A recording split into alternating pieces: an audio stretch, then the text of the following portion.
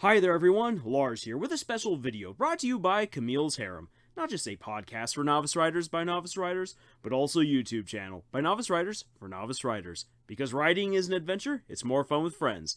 And for today, I want to invite all of you to look back on part of my own adventure as a writer. And since it's summertime, let's shake things up with some reading suggestions from the stories that I have thrown out there onto the interwebs over the past 5 years. There are those of you who are looking for new stuff to read, and others of you might be on vacation and wondering what you're going to do with all of your copious amounts of time. If you find yourself in either situation, or in any other kind of situation, like befriending Bigfoot, or being abducted by human harvesting cow aliens, or trapped in a bunker under the ocean, or really any other kind of situation, here are some stories that you can feel free to go ahead and enjoy. I'll provide a list in the description with links to all of these stories, and it gives you something to read while also giving me a chance to practice my pitching. The first offering I have for all of you are my Mysteries of the Q-Files, a collection of 6 novella-length stories telling the adventures of Trick and Naomi. Trick is a prankster and troublemaker at his school and is oh so very close to being expelled, and really all he wants is some adventure in his life. Naomi is homeschooled, intelligent, full of dry humor, and is bored.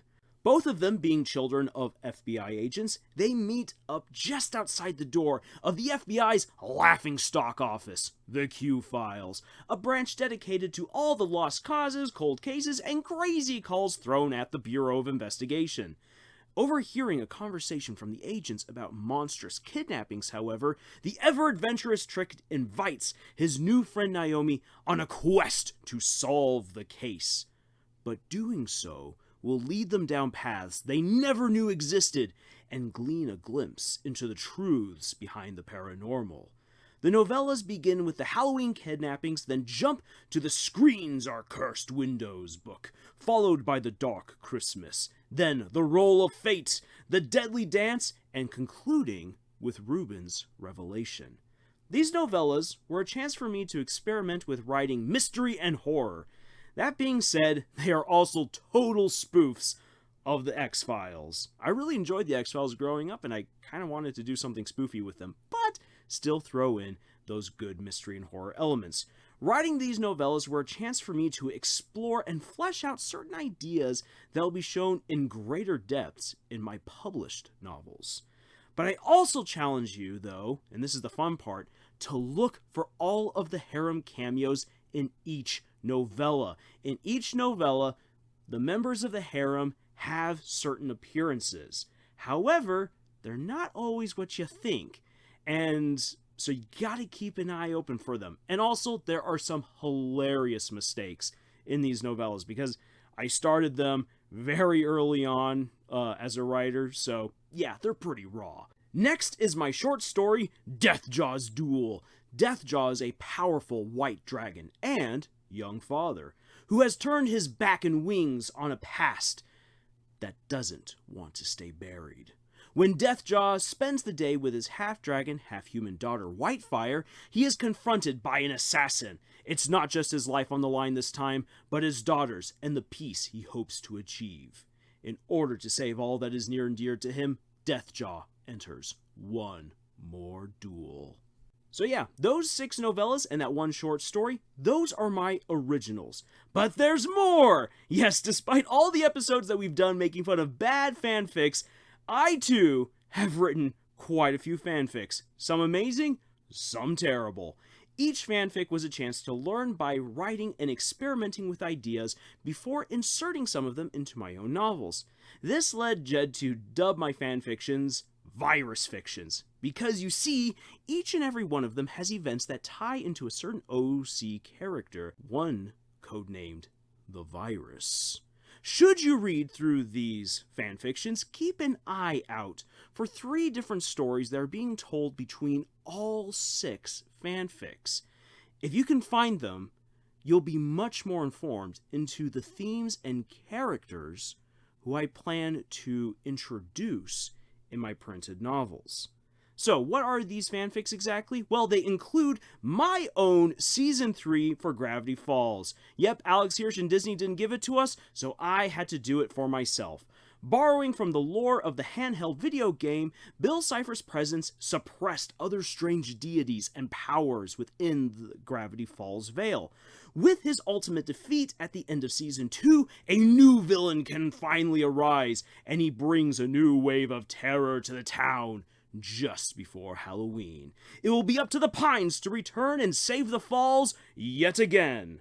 My second fanfic is Bleach, Kingdoms and Princesses, which presents another way for Bleach to have ended. I really disliked the way that the manga came to a rushed, quote-unquote, happy conclusion, but you know what? Kubo's allowed to do what he wants to do, and so am I. This fanfic is a much longer, darker road for Ichigo and his friends, but leads to an ending that I felt was much more fulfilling, but also, once again, ties into certain themes that I like to play with. The third fanfic for your consideration is a Wayward Quest, a fun spin-off with the sadly underutilized Ogres and Oubliettes game from the show My Little Pony. When the main six saw Spike, Big Mac, and Discord having a blast playing the tabletop RPG, Rainbow Dash and Pinkie Pie both joined in on the fun at the very end of the episode.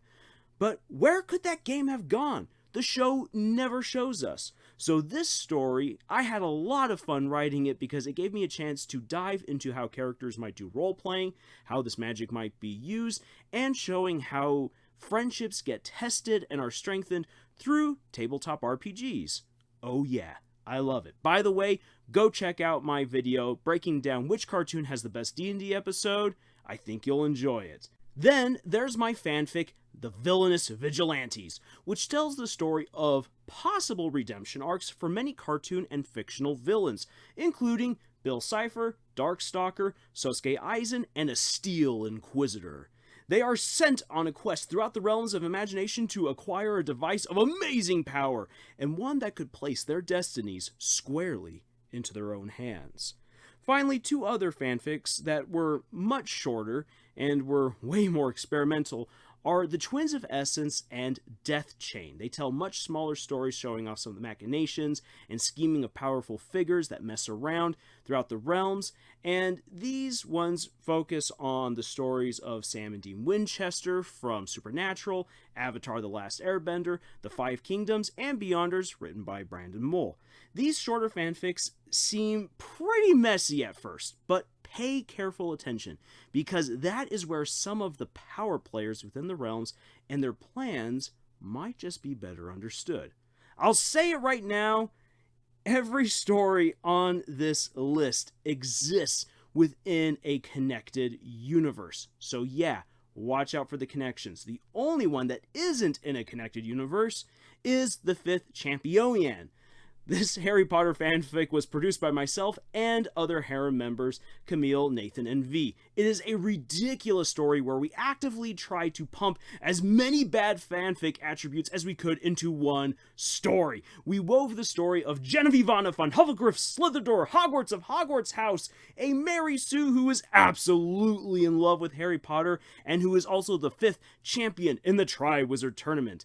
It is hilarious, and we did an epic reading of it, which I will also link to in the description over at our podcast. There they are.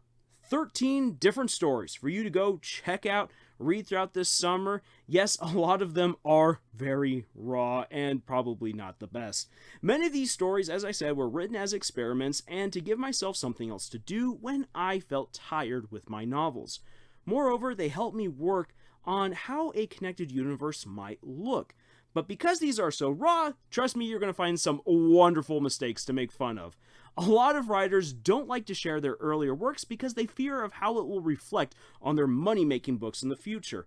Personally, I think it's encouraging to see how far you've come and let others see the importance of editing. Yes, you need to edit your big projects or they will be awful. That right there is probably the best writing advice that anyone can give in this particular sloppy video. Make sure that you edit. So, have fun with this reading list. If you do decide to check it out, feel free to reach out to me through our subreddit if you find things within my stories that you want to talk about, such as my plots, the larger story that's being told in the background, the hilarious mistakes you find, give me your critiques if you have any to give, etc. I'd love to hear any and all of your thoughts. Critique is something that all good writers should strive to get, so that way they can better hone their craft. I will also include links to a few other stories that the Harem has written and posted out on the interwebs as well. We don't just pontificate on our podcast or YouTube channel. Nope, we write! We follow through with our own advice and try to write amazing stories for you. And we can hardly wait to share even more of them with you in the future. So, until then, please feel free to check out our epic readings over our podcast or drop by our Pinterest page to find some excellent writing exercises, and we have discussions over at our subreddit as well. We look forward to seeing you there, and until the next video, y'all, tschüss.